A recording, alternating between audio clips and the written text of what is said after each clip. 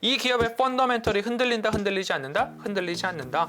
그러면 다시 한번 차트상 저위험 구간의 가격적 매력도가 높아졌다라고 한다면 투자자로서는 이 자리에서 매수할 필요가 분명하다.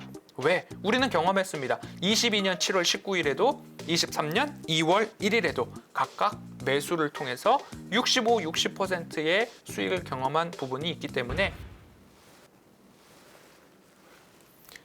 안녕하십니까. MTNW 야간 특송 시청자 여러분, 허반석입니다. 시장이 추세 저점을 소폭 이탈하는 모습들 나타나고 있습니다. 원달러 환율도 오름세가 지속되고 있고 최근에 위안화, 엔화, 원화 모두 다 약세를 띠면서 환율에 대한 부담이 증가하자 외국인들의 수급 역시 어려운 상황입니다. 여기에서 이제 우리가 어떻게 대응할 건가? 이제는 추세를 이탈하고 그간 지난해 10월부터 지금까지 올랐던 추세를 깨뜨리고 내려갈 것인가?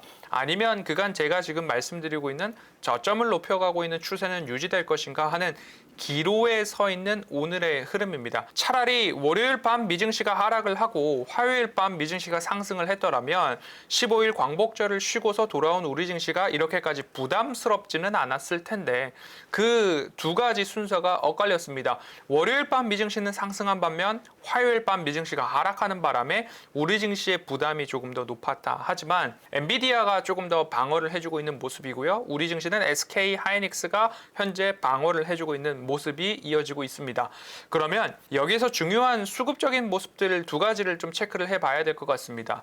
우리 증시가 추가적으로 하락을 낙폭을 확대할 것인가? 미증시 같은 경우 2거래일 연속 합산했을 때 나스닥 지수가 0.04% 정도 하락을 했을 뿐 그렇게 하락의 폭이 깊지 않았다. 하지만 순서가 뒤바뀌는 바람에 우리는 하락의 영향만 10분 더 반영을 하고 있지 않은가 싶습니다.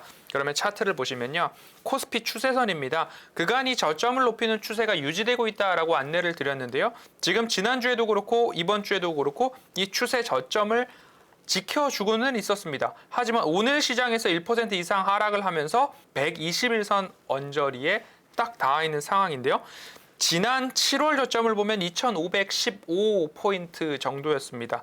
오늘 3535포인트 정도에서 거래가 진행되고 있는데요. 하필이면 이 자리가 121선 언저리입니다.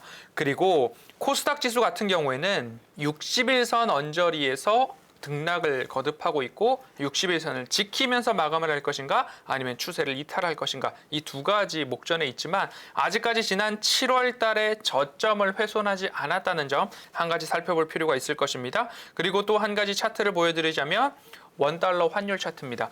원달러 환율이 추세적으로 반등할 것입니다 라는 이야기에 대해서 저는 그렇지 않습니다 라는 이야기 지속적으로 드리고 있습니다. 왜냐?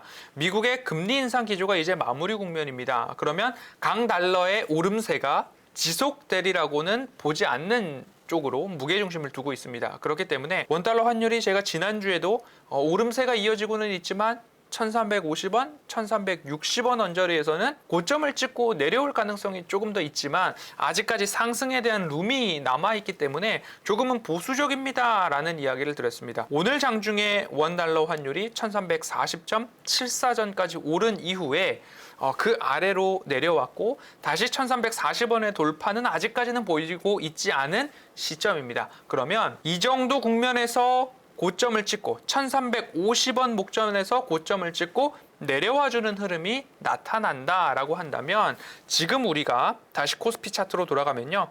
지금 우리가 이 자리에서 추세 저점에서 매도에 대해서 부지런을 떨 필요가 있을까? 여기에 대한 포인트를 하나 잡고 가시면 좋겠습니다. 그러니까 지금 자리에서는 오히려 121선에 대한 지지 여부 한번 체크를 해보시고요. 원달러 환율이 1340원을 강하게 돌파했다가도 내려오면 다행입니다. 원달러 환율이 강하게 돌파하지 않고 완화 안정을 보이는지 이 두 가지를 체크하시면서 매도에 있어서는 부지런을 떨 필요보다는 환율의 진정, 수급의 전환이 일어나는지 그 부분 꼭 체크를 하신 이후에 규모 있는 결정을 하시면 좋겠습니다. 오늘 제가 말씀드릴 종목은 지난해 22년 7월 달에도 소개를 드렸고요. 그리고 올해 2월 달에도 소개를 드렸습니다. 각각 그 지점에서부터 추세가 반전돼서 상승했을 때 22년 7월에는 한 65%가량, 23년 2월경에는 약 60%가량 상승세가 이어졌던 종목 중 하나입니다. 그런데 이 종목이 추세 저점에 도달을 했다? 그래서 다시 가지고 나왔는데요. 허반석의 모멘텀 투자, 허반석의 작전 리포트, 허반석의 야간 특송에서는 늘 차트상 저위험 구간 강조를 드리고 있습니다. 이 한마디면 이 기업에 대해서 추론이 가능할 것입니다. 테슬라의 고효율 자성 소재를 납품하고 있는데 테슬라가 사이버 트럭 양산에 시작한 것 같습니다. 미국의 자동차 한 매체가 테슬라 텍사스 기가 팩토리에서 사이버 트럭 양산에 대한 사진과 함께 보도가 나왔거든요. 그러면 테슬라에 대한 이슈가 나온다. 고효율 자성 소재에 대한 이슈와 모멘텀 다시 한번 부각될 수 있다. 오늘 이 기업은 어디일까요? 오늘 제가 말씀드릴 종목은 아모그린텍입니다. 아모그린텍 22년 7월과 23년 2월 각각 말씀을 드렸는데요. 차트를 보면서 말씀을 드리면 어디서 아모그린텍을 소개를 드렸던가 이렇게 살펴볼 수 있습니다. 차트상 저위험 구간을 이렇게 추세 저점으로 그려놓고서 이 저점에 도달했을 때는 반등이 나오더라 라는 이야기를 지속적으로 반복드렸고 오늘도 이제 이 저점 구간에 있습니다 라고 안내를 드렸습니다.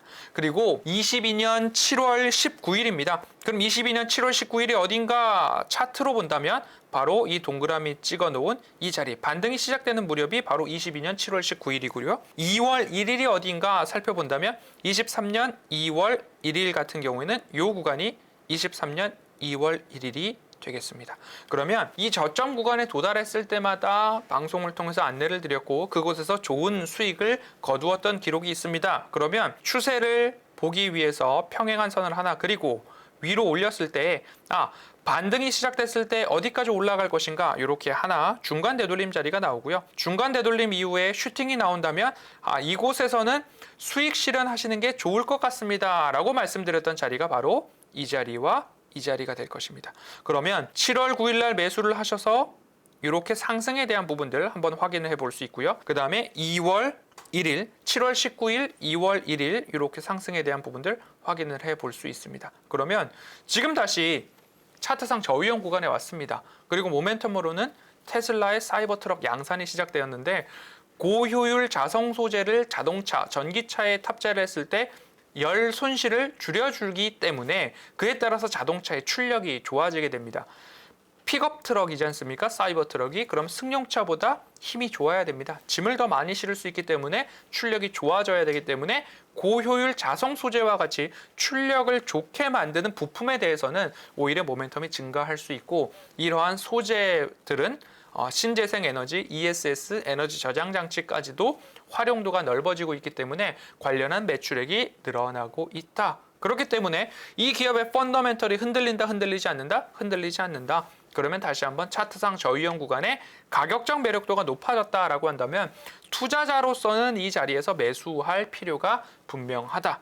왜? 우리는 경험했습니다. 22년 7월 19일에도 23년 2월 1일에도 각각 매수를 통해서 65, 60%의 수익을 경험한 부분이 있기 때문에 이 기업의 펀더멘털이 흔들리지 않았다. 그러면 저는 다시 한번 차트상 저위험 구간이기 때문에 여러분 이 부분에서 매수를 고려해 보십시오. 매수가는 14,000원과 가장 가까울 때 매수 한번 도전해 보시면 좋을 것 같고요. 1차 목표가로 1차 되돌림 자리 19,000원 언저리 먼저 제시를 해드리겠습니다. 그러면 19,000원 언저리 왔을 때 추가적인 추세적 반등이 나올 것인가 아니면 그곳에서 전량 수익 실현할 것인가 19,000원이 왔을 때 한 번 더 안내 드리도록 하겠습니다. 손절가는 차트상 저위험 구간이기 때문에 크게 의미를 부여하지는 않겠지만요.